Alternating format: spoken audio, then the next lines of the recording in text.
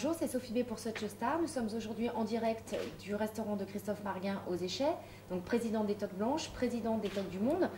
Tu as un parcours bien rempli, Christophe. Comment est née ta vocation? Ma vocation est familiale. Je suis la 4e génération dans la maison. Mon arrière-grand-mère a créé cette maison en 1906 avec mon arrière-grand-père. Ensuite, il y a eu mes grands-parents, mes parents, et ensuite mon épouse et moi. Et pour finir la boucle, mon papa avait 2 sœurs qui chacune avait un restaurant. Et mon parrain s'appelle Pierre Orsi. Donc, tu vois, je suis né dans le milieu et j'ai toujours vécu dedans. Quel type de cuisine tu sers ici? Parce que tu es très attaché effectivement à cette affaire familiale. C'est une cuisine plutôt saveur du terroir? Exactement, puisque pour moi la tradition c'est très important. Quand on a une maison qui a plus de 100 ans, il faut respecter des choses. Et dans la cuisine aussi, les gens viennent chez nous pour manger cette cuisine. C'est-à-dire que cette cuisine, je pourrais peut-être pas la faire si j'étais à Lyon ou à Paris. Mais le fait d'avoir cette maison centenaire me met une trame dans ma cuisine au quotidien. Est-ce que tu as un plat signature ou un plat que tu affectionnes particulièrement? Un plat signature, pas spécialement, puisque là, sur la carte d'été, ça sera un œuf frit au caviar. Mais autrement, j'ai 2 plats qui sont toujours emblématiques de la maison. Ce sont les grenouilles simplement sautées au beurre et aux fines herbes, et la volaille à la crème, puisque ces 2 plats, depuis 4 générations, sont là. Donc vraiment, je me bats pour que ces plats, exactement, pour que ces plats restent à la carte. Le meilleur conseil cuisine que tu aies reçu et celui que tu aimes donner? C'est pas facile. Le meilleur conseil, travail. Et le deuxième, c'est le même, c'est travail. Il n'y a pas d'autre... Travail, persévérance. Travail. Le travail paye et je pense qu'il faut s'y tenir. On a un métier qui est dur. La journée commence à 7 h du matin, elle se finit en moyenne à 1 h du matin. La journée est plus que prise au quotidien, même le matin, même l'après-midi. Donc le travail nous permettra de faire un bon travail. Tes objectifs en tant que président des Toques Blanches? Mes objectifs, ils sont presque atteints. Ça a été de revaloriser cette association, de la redynamiser, de continuer à lui donner cette aura qui existait mais qui était un peu endormie. Je pense que depuis 5 ans et demi, j'ai fait beaucoup parler de l'association.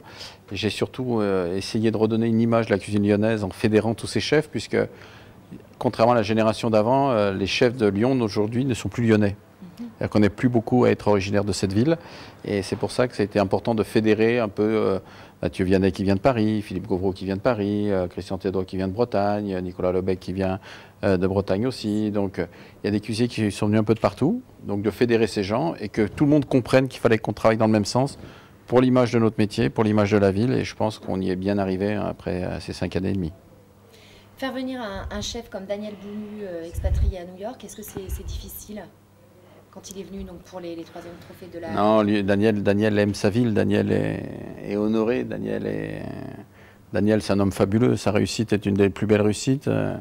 La réussite la plus connue c'est celle de M. Bocuse, mais un autre Lyonnais qui a réussi c'est Daniel Boulu. Daniel Boulu, au jour d'aujourd'hui, doit avoir plus de 10 restaurants dans le monde, c'est-à-dire qu'il est aussi bien aux États-Unis, au Canada, à Londres, à Pékin, à Singapour, et c'est pas fini. Donc moi mon rêve ça serait qu'un jour peut-être le trio Vianney, Berthaud, Marguin s'associe avec Daniel Boulu et puisse faire peut-être quelque chose un jour à Lyon.